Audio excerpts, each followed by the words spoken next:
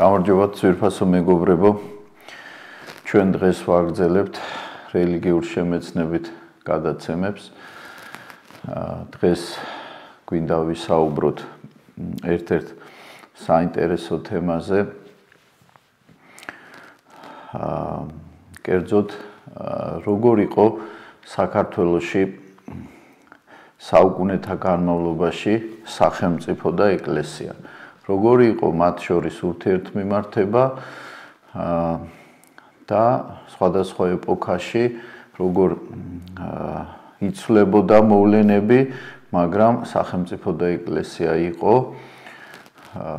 ის დამოკიდებულება, ის ურთიერთმიმართება ჩვენ წარსულში მოღვაწე მეფეთა, დედოფალთა, დიდებულთა დაუშვათ და მეორე მხარეს საქართველოს ეკლესიის მეთაურთა, ამ შემთხვევაში კათოლიკოს პატრიარქთა,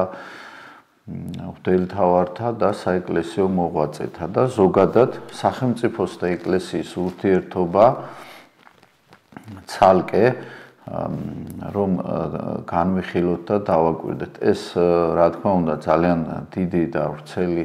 სასაუბრო თემაა და რა თქმა უნდა აქ ვერ შევძლებთ ამ საკითხების გაშლას, მაგრამ ძალიან მოკლედ მთავარ საკითხებზე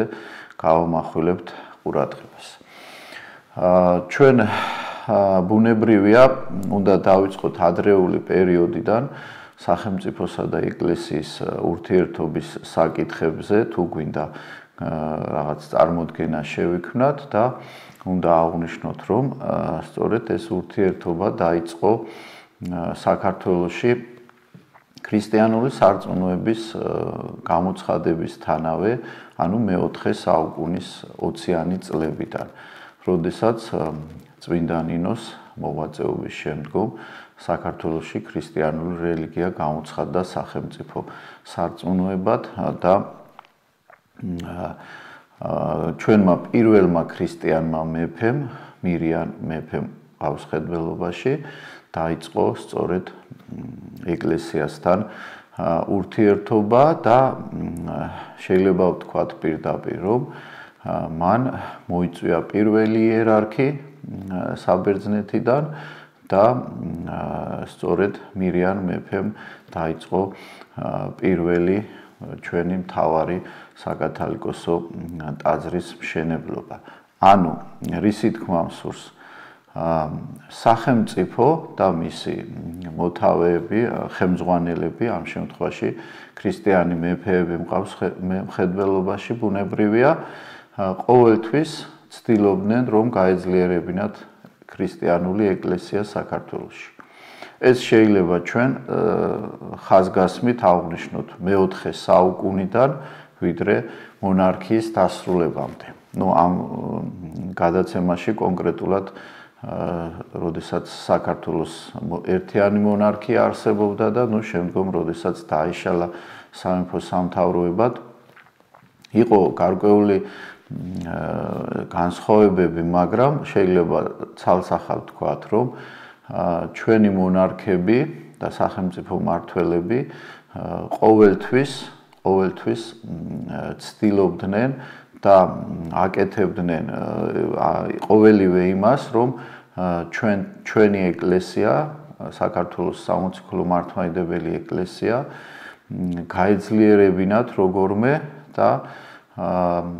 გაეკეთებინათ ყველაფერი ის, რაც საჭირო იყო ეკლესიის გასაძლიერებლად. ეხლა უნდა აღვნიშნოთ, რომ ეკლესიის სიძლიერე საფუძველია და აძლიერებს სახელმწიფოს და პირიქით ძლიერი სახელმწიფო ეკლესიის ძლიერების გარანტიც გახლავთ. ამიტომ მათ ძალიან კარგად იცოდნენ, რომ ეკლესია, სადაც ეს იყო ერთ-ერთი უძლიერესი და უმთავრესი ინსტიტუტი საქართველოში, რომელსაც რა თქმა უნდა მთელს ერზე ერის სულიერ ზნეობრივ მდგომარეობაზე, მის გაჯანსაღებაზე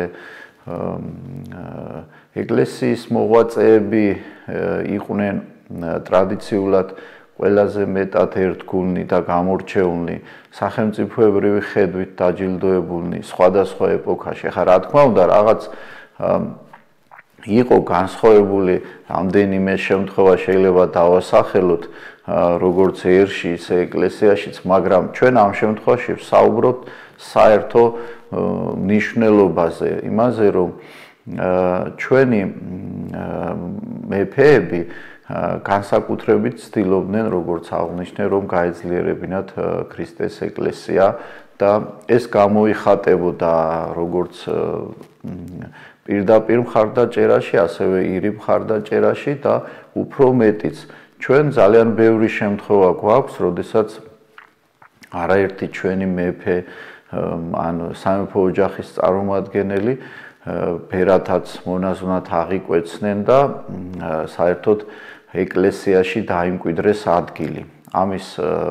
არაერთი შემთხვევა არსებობს და იდეოლოგია, ქრისტიანული იდეოლოგია იყო ის მთავარი მართლაც ქვაკუთხედი, რომელზეც იყო დაფუძნებული როგორც სახელმწიფო, ასე ეკლესია. ეს ჩვენ შეგვიძლია აი თუ ჩვენ წყაროებს მოვიხმობთ, გნებავთ მაგალითად მირიან მეფეზე ვსაუბრობდით და აღნიშნავთ იქ აი მაგალითად როდესაც მირიან მეფე გნებავთ სვეტიცხოვლის საკათალიკოსო ტაძარს ააგებს, გნებავთ იქ როდესაც მისი დამოკიდებულება წმინდა ნინოსთან დაკავშირებით ძალიან მოკრძალებული, ძალიან სწორი, ძალიან ნათელი და ასევე უნდა აღვნიშნოთ, რომ მირიანი ბედნიერია. ეს ქართლის ცხოვრების აი კონკრეტული ლეონტი მროველის მეფეთა ცხოვრებაში, აი მირიან მეფის მოღვაწეობა სადაც არის შეფასებული, აი სწორედ იქ კითხულობთ, რომ მირიანი ძალიან მადლიერია იმისა, რომ ის სწორედ წმინდა ნინომ აზიარა ჭეშმარიტ სარწმუნოებას და გამოიყვანა იმ პირველ საუკუნო სიბნელისგან, იმ ტყვეობისაგან, ხომ, რომელიც იმ პერიოდში იყო, როგორც საქართველოში, ასევე სხვა ქვეყნებში და ის ბრძანებს შემდგომ, რომ მისი აი როდესაც სხვათა შორის გარდაცვალების წინ ის მოუწოდებს თავის შვილს და ოჯახის წევრებს, დიდებულებს და ყველას და ის ბრძანებს, რომ ეს სამეფო ქონება ორად გაჰყონ და ერთი ნაწილი ბოდბეს მოახმარონ იქ, სადაც განისვენებს ქართველთა განმანათლებელი წმინდა ნინო. ანუ აქ ხედავთ ჩვენ, რომ გარდაცვალების წინაც კი ჩვენი პირველი ქრისტიანი მეფე ცდილობს, რომ ეკლესია ამ შემთხვევაში ჩვენი ერის განმანათლებელი წმინდანის საფლავი, სალოცავი არ იყოს დავიწყებული და ის მას მიაქციონ ყურადღება, სათანადო ყურადღება მიაქციონ, ვინაიდან ეს აუცილებელია. არ შეიძლება წმინდა ნინოს სახელის დავიწყება, როგორც ქრისტიანული სარწმუნოების უყურადღებობა არ შეიძლება, ასევე არის აი ამ შემთხვევაშიც და სწორედ მირიან მეფის ნანა დედოფლის ღვაწლი ამ თვალსაზრისით გამორჩეულია. ის ასევე საეპისკოპოსო ტაძარს აარსებს, ხო, სამთავროს ეკლესიაში. უნდა აღვნიშნოთ, რომ აი ჩვენი მეფეების ხელშეწყობით არის სწორედ დაარსებული ამ საეპისკოპოსოების ძირითადი უმრავლესობა. სხვადასხვა დროში სწორედ ხელისუფლების, სწორედ სახელმწიფოს მონდომებით, მხარდაჭერით ხდებოდა ისე, რომ არსდებოდა და ფუძნდებოდა ახალი საეპისკოპოსო კათედრები. ეს კონკრეტული მაგალითი შეგვიძლია ძალიან კარგად მოვიყვანოთ ჩვენ აი მაგალითად ვახტანგ გორგასლის ცხოვრებიდან, რომლის დროსაც 10-ზე მეტი საეპისკოპოსო იქნა დაარსებული და ეს რას ნიშნავდა ახლა პოლიტიკაც იყო ამაში, რა თქმა უნდა, სარწმუნოებრივ ხედვასთან ერთად ამაში პოლიტიკაც იყო და განაპირობებდა იმას, რომ ამა თუ იმ მნიშვნელოვან ქალაქში, მხარეში, დაბაში თუ დასახლებულ პუნქტში ეპისკოპოსის და საეპისკოპოსოს არსებობა მინიმუმ ნიშნავდა იმას, რომ აქ აი ამ მხარეში ქრისტიანული რელიგიის ესე რომ ვთქვათ, საფუძვლები, ცნებები, ქრისტეს ცნებები, იქ საგანმანათლებლო პროგრამები იმდროინდელი თვალსაზრისით და ასე შემდეგ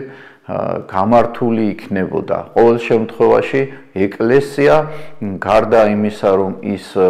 იქ აღასრულებენ ღვთისმსახურებას და ქრისტიანული ცნებების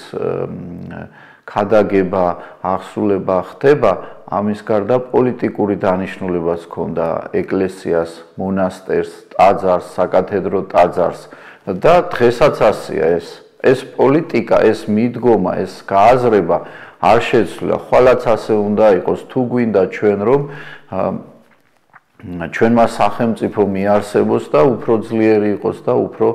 მეტად განახორციელოს აი ეს მიზნები, რაც ეკისრება ადამიანს ამ წუთის სოფელში ყოფნის დროს. ხომ ძლიერი ეკლესიის, ძლიერი ეპარქიების არსებობა ჩვენი არაერთი მეფე დედოფლის მართლაც გამორჩეული სურვილია და ისინი ქმედებითაც ანხორციელებენ, ხომ? ესე შეგვიძლია მოვიხმოთ ჩვენ არაერთი მეფე, ერისმთავრებიც გნებავთ, შემდგომში უკვე ერთიანი საქართველოს მეფეები, მანამდე აშოტ კურაპალატი, აფხაზეთის სამეფოს მეფეები, როდესაც მაგალითად აფხაზეთის ტერიტორიაზე იწყება აი ამ ეკლესია მონასტრების შენებლობა და საეპისკოპოსების ესე რომ ვთქვათ დასმა, აი მაგალითად ერთიანი საქართველოს პირველმა მეფემ ბაგრატ მესამემ სწორედ ბედია შექმნა საეპისკოპოსო ტაძრად, ხო, მე-10 საუკუნეში ააგო იქ ტაძარი და ასევე შექმნა საეპისკოპოსო და თავისი საძვალეც მოიწყო აღნიშნულ ტაძარში. ანუ სახელმწიფოს ინტერესები არის სწორედ იმაში, რომ არსებობდეს ძლიერი ეკლესია, არსებობდეს მრავალი საეპისკოპოსო, და ბუნებრივია იმ საეპისკოპოსო ტერიტორიებზე, აღნიშნულ ტერიტორიებზე აიგოს ეკლესიები, მონასტრები, სადაც მოსახლეობა, რიგითი ადამიანები, დიდებულები თუ ასე შემდეგ აღასრულებენ ქრისტიანულ ღვთისმსახურებას, დაესწრებიან, ლოცვას აღავლენენ და ასე შემდეგ. ანუ ეს არის მიზანმიმართული პროცესი, რომელიც საუკუნეთა განმავლობაში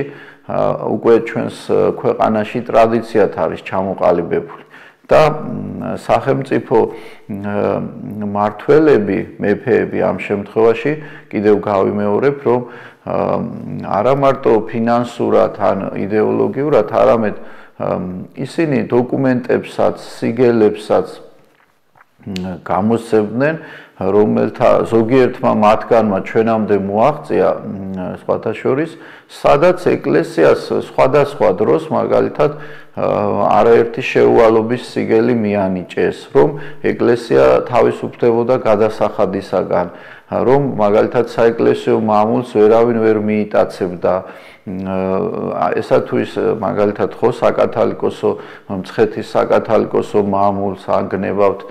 გელათის თუ ბაგრატის ტაძრის თუ სხვა ჩვენი გამორჩეული ეკლესია მონასტრები, რომლებსაც ჰქონდათ მამულები და ჰქონდათ შემოსავლები, სახელმწიფო არ ერეოდა აი ამ მამულების მართვაში, იმ შემოსავლების მითვისებაში. ნუ იყო შემთხვევები, რა თქმა უნდა, როდესაც მაგალითად პოლიტიკური ვითარების გამო, მტრის თავდასხმის გამო, თუ სხვადასხვა მაგალითად უღირსი დიდებულის უხეში ქმედების გამო მიიტაცებდნენ ხოლმე ესათვის დიდებულები საეკლესიო მამულს, მაგრამ აქაც უკვე გარკვეული დროის შემდგომ თვითონ ეკლესიის იერარქებიც და ასევე მეფეებიც ცდილობდნენ, რომ განემართათ წესი და სიმართლით დაებრუნებინათ აი ეს კუთვნილი მამული ეკლესიისთვის. აი ეს მოვლენები ძალიან ნათლად მოწმობს იმას, რომ სახელმწიფო ზრუნავდა ყოველთვის, რომ ქრისტეს ეკლესია, საქართველოს მართლმადიდებელი ეკლესია ამ შემთხვევაში ყოფილიყო შესაბამის პირობებში, ვინაიდან ეხა აქ ჩვენ აუცილებლად უნდა ხაზი გავუსვათ მაგალითად ჩვენი მეფეების და ჩვენი წინაპრების ზოგადად ეხა აქ მეფეებს რა თქმა უნდა მეტი შესაძლებლობები ჰქონდათ და დიდებულებს, მაგრამ მათი დამოკიდებულება მონასტრებისადმი, საძვალე მონასტრებისადმი მაგალითად ესა თუ ის ეკლესია ხშირად აიგებოდა მაგალითად ხო ან მეფე იყო თუ ეპისკოპოსი ან კათალიკოსი ან დიდებული აგებდნენ ხოლმე თავიანთ სასაფლაო ან საძვალე ეკლესიად, ვინაიდან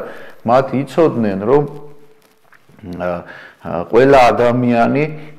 როგორც ადრე თუ ქვიან იბადება ადამიანი და შემდგომ ის გადის ამ წუთის სოფლიდან, ამიტომ ის ცდილობს რომ ეკლესია გააძლიეროს, შესწიროს მას მამული, უზრუნველყოს ის ფინანსურად და ამ ეკლესიაში დადგენილი იქნეს საეკლესიო პირი, ღვთისმსახური, რომელიც ილოცებს გარდაცვლილის სულისათვის. ეს ასე იყო სამეფო მონასტრებში, საკათალიკოსო ტაძრებსა თუ მონასტრებში, ასევე საეპისკოპოსო და რიგით სოფლის ეკლესიებში. ეხლა ეს დამოკიდებულება პრინციპში არ შეცვლილა საუკუნეთა განმავლობაში. მე მხოლოდ გამოვრიცხავ და თუ თანამედროვე პერიოდამდე ავთვლით ამ მოვლენებს, აი 70 წლიან ათეისტურ პერიოდს გამოვრიცხავ, ვინაიდან მაშინ სახელმწიფო მოხდა წარმოუდგენელი რამ, სახელმწიფომ მტრის ხატი შექმნა ეკლესიისაგან და უფრო მეტიც პირდაპირ დაიწყო ეკლესიის მიმართ დევნა და ეკლესიის მსახურთა, ღვთისმსახურთა, ეკლესია მონასტრების დანგრევა, განადგურება და ასე შემდეგ. ოღონდ ეს რა თქმა უნდა იყო ათეისტურ პერიოდში, მე-20 საუკუნეში. რაც შეეხება მაგალითად საქართველოს, როდესაც იმყოფებოდა რუსული მმართველობის პერიოდში, იმ პერიოდში სახელმწიფო ცდილობს, ამ შემთხვევაში რუსეთის იმპერია, რომლის შემადგენლობაშიც იყო საქართველოს საუკუნეზე მეტი ხნის განმავლობაში, მაშინაც სახელმწიფო ცდილობს, რომ ეკლესია გარკვეულწილად გაძლიერდეს. ხო, თუმცა იქ სხვა პრობლემებიც იყო, მაგრამ ამ შემთხვევაში ახლა მე მხედველობაში მაქვს უშუალოდ სასულიერო საეკლესიო პირები მხარდაჭერას იღებენ სახელმწიფოსგან, ხელფასის სახით, დავუშვათ არის იქ საშტატო ეკლესიები, პირველი კლასის, მეორე კლასის მონასტრები და რომლებიც, ახლა რა თქმა უნდა, ეს შეიძლება არ შეედრება იმ ძველ დროს, როდესაც ერთიანი საქართველოს მონარქია არსებობდა და როდესაც ქართველი მეფეები და დედოფლები ყოველგვარ მხარდაჭერას ახორციელებდნენ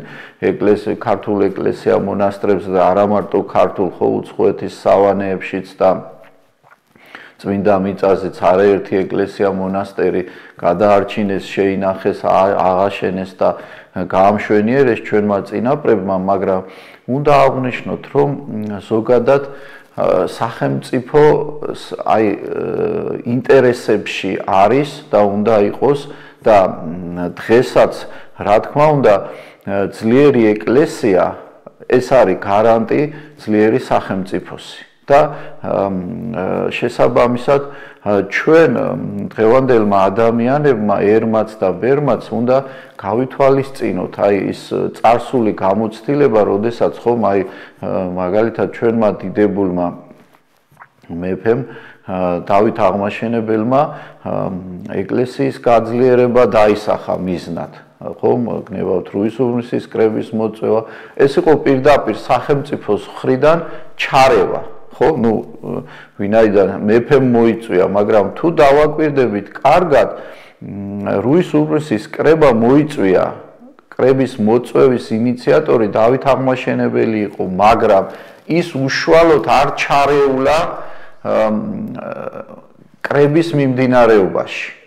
ანალოგიურად შეგვიძლია ჩვენ მოვიტანოთ მაგალითად თამარის პერიოდის საეკლესიო კრება 1184 წელს რომ ჩატარდა. იქაც თამარ მეფე არის მოწვევის ინიციატორი, მაგრამ ის უშუალოდ არ ერევა კრების მიმდინარეობაში. ძალიან კარგად ჩანს აი ეს დამოკიდებულება, რომ სახელმწიფოს გამორჩეული მოღვაწეები, ახლა დავითი და თამარი რა თქმა უნდა და სხვა რიგი მონარქები ძალიან კეთილკრძალული დამოკიდებულება ჰქონდათ, მოკრძალებული დამოკიდებულება გააჩნდათ, როგორც ეკლესიის მიმართ, ასევე საეკლესიო იერარქების, კათალიკოსების, მღვდელმთავრების მიმართ, გამორჩეული მონაზვნების მიმართ და ეს იმ ძველ წყაროებში ძალიან კარგად იგრძნობა და ამაზე მინდა ხო ორიოდე სიტყვით თქვა. აი მაგალითად თამარ მეფე იმ კრებაზე სიტყვითაც გამოსულა და ის ბრძანებს რომ ხელი მივცეთ ურთიერთ რომ რათა საღვთოს ჯული შეუგინებლად იყოს დაცული. ანუ რა არის ჩვენი მეფეების და ამ შემთხვევაში თამარის ჩვენი უდიდესი წმინდა მეფის ესე რომ ვთქვათ მთავარი საზრუნავი რომ საღვთოს ჯული შეუგინებლად უნდა აღსრულდეს. აი ეს არის სახელმწიფოს და ეკლესიის უმთავრესი და საერთოდ ჩვენი ქრისტიანი ადამიანების, ქრისტიანი მაცხოვრებლების ვალი და ვალდებულება და პასუხისმგებლობა. ყველასი ხო რა თქმა უნდა, ეხა მეფეს, მმართველს, მღვდელმთავარს და იერარქს თუ საეკლესიო მოღვაწეს უფრო მეტი ვალდებულება აქვს, გასაგებია, მაგრამ თამარი ბრძანებს რომ საღვთოს ჯულის შეუგინებლად აღსრულება არის როგორც მეფის ვალდებულება ამ შემთხვევაში სახელმწიფოსი ხომ მეორე შემთხვევაში ეს ვალდებულება უნებრივია რომ ეკლესიის ვალდებულებაც არის და ამას აღნიშნავს თამარ მეფე ხომ მეფობის შარავანდედი ის ამბობს ხო ეს ღვთისმსახურება და ღვთისგანდიდება უნდა იყოს და არა ღვთის მიმართ ბრძოლობის არ უნდა იყოს. ანუ ჩვენ რა შეგვიძლია მაგალითად ავიღოთ ხო დავითისგან, თამარისგან, პირობითად ბაგრატ მესამისგან, სოლომონ პირველი, სოლომონ მეორის თუ სხვა ქართველი დიდებული მეფეებისგან შეგვიძლია ავიღოთ მაგალითად ის რომ საღვთო ჯულის, საღვთო მცნებების დაცვა, რა თქმა უნდა, ეს ეკლესიის ვალდებულებაა, კი ბატონო, მაგრამ ეს ვალდებულება აქვს სახელმწიფოსაც. ნუ რა თქმა უნდა, ეხა აქ გულისხმობთ ჩვენ თუ სახელმწიფოს მმართველები არიან ქრისტიანები და ჩვენ ამ შემთხვევაში არაერთი მაგალითი გვაქვს წარსულში, როდესაც უამრავი საეკლესიო კრება იქნა მოწვეული სწორედ მეფეთაგან და ნუ იქ რა თქმა უნდა კათალიკოსებთან შეთანხმებით ხდებოდა ეს პროცესები, მაგრამ მეფეები იყვნენ როგორც შეგვიძლია ხო გავიხსენოთ ჩვენ წმინდა კონსტანტინე დიდი, როდესაც მან პირველად მოიწვია ბიზანტიის ახლად დაარსებულ ასე რომ ვთქვათ იმპერიაში პირველი მსოფლიო საეკლესიო კრება, რომელიც ნიკიაში ჩატარდა, მისი უზრუნველყოფა სწორედ კონსტანტინე დიდმა აღასრულა, ხო? მაგრამ ეხლა მე დასასრულისკენ წავალ და ვიტყვი, რომ სახელმწიფოსა და ეკლესიას ეს დიარქია, ხო, რომელიც ბიზანტიის იმპერიაში არსებობდა, იქ მაინც რაღაც განსხვავებული მოდელი შეიქმნა. ნუ ახლა პრინციპები ძირითადად ერთი იყო, მაგრამ მაინც ბიზანტიას და საბერძნეთს თავისი განსხვავებული მოდელი ჰქონდა. ნუ შეიძლება დასავლეთზე ამ შემთხვევაში რომის ეკლესიას თუ ავიღებთ, იქაც კიდე ახლა ძირითადი კი ბატონო ერთი იყო, მე ვგულისხმობ განსაკუთრებით მე-11 საუკუნემდე, ვიდრე განხეთქილება მოხდებოდა. და საქართველოში სახელმწიფოსა და ეკლესიას შორის ურთიერთობის მართლაც უნიკალური მაგალითი და უნიკალური შემთხვევები შეიძლება მოვიყვანოთ, დავასახელოთ მაგალითად იგივე რუსეთის სახელმწიფოსა და ეკლესიას კიდე ცალკე განსხვავებული მოდელი არსებობდა იქ. და საქართველოში სწორედ ამით არის უნიკალური ეს ურთიერთობა, რომ ჩვენს წინაპრებს, იმ სახელმწიფო მმართველებს, საეკლესიო იერარქებს მათ მოძებნეს მართლაც ის საოცარი ოქროს შვალედური რგოლი, რომ საკმაოდ კარგად და გამართულად. ეხლა სხვადასხვა დროს ეხანაც აღვნიშნე, მე იყო რა თქმა უნდა წინაღობები, იყო პრობლემებიც, ჩავარდნებიც, მაგრამ რა თქმა უნდა ეხლა წუთის სოფელში ყველაფერი იდეალურად საათივით ვერ იქნება გამართული, მაგრამ მე გულისხმობ მთლიანად ზოგად აი ამ ურთიერთობებს, რომ სახელმწიფო და ეკლესია ყოველთვის მისი უმაღლესი წარმომადგენლები და ქვედა იერარქები თუ მოღვაწეებიც ყოველთვის იყვნენ მონდომებულნი, რომ ეკლესია ყოფილიყო ძლიერი. ეს აისახა სწორედ ჩვენს განათლებაზე, ჩვენს კულტურაზე, ჩვენს ხელოვნებაზე, ჩვენს ხელნაწერებზე, ფრესკებზე, რა ვიცი, ხატებზე, ჩვეულებებზე, ტრადიციებზე, კულტურაზე და ზოგადად. ეს არის უდაოდ. სწორედ აი ამ ქრისტიანული კულტურის, ქრისტიანული ეკლესიის მხარდაჭერის და პატივისცემის და ყოველგვარი შესაძლებლობა, რაც კი მიეცემოდათ ჩვენს მეფეებს, ისინი ცდილობდნენ, რომ გაეძლიერებინათ ეკლესია მონასტრები და ღირსეული ადამიანები დაესვათ, ესე რომ ვთქვა. ეხლა პირდაპირ ძველ პერიოდში იყო ეს შემთხვევა, ეხლა ბიზანტიის მაგალითად რუსეთის ეკლესიაში და სხვაგან უფრო მეტი იყო ჩარევის შემთხვევები. საქართველოში იყო სხვადასხვა ეპოქაში ეს ჩარევის ცდელობა, მაგრამ ეხლა მასე თქვით ჩვენ, რომ დავით აღმაშენებელი მოიწვია რუის კრება, მაგრამ ეს იყო დადებითი გავლენისთვის სწორედ, რომ მან ღირსეული ადამიანები მოიყვანა ეკლესიაში მაღალ თანამდებობებზე და საერთოდ ახალ სიმაღლეზე აიყვანა ქრისტიანობა და ჩვენი ეკლესია და ჩვენი ერი უდიდეს ქრისტიანულ სიბრძნეს აზიარა. ამიტომ ეს გამოცდილება, რომელიც არსებობს ჩვენთან დღეს, არსებობდა გუშინ და უფრო ადრე, ჩვენ დღევანდელ დღეს სწორედ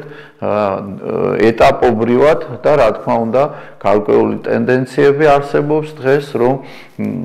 ქრისტიანული ეკლესიასთან მიმართებაში სახელმწიფო გარკვეულ ნაბიჯებს დგამს, ეს მანამდეც მოხდა და მომავალშიც უფრო უპრიანი იქნება თუ სახელმწიფოს და ეკლესიის ურთიერთობა სწორედ აი ამ სწორი განვითარებით გააგრძელებს ურთიერთობას და ეს მომგებიანი იქნება როგორც სახელმწიფოსთვის, ასევე ბუნებრივია ეკლესიისთვის და პირველ რიგში ეს აისახება იმ მომავალ თაობებზე,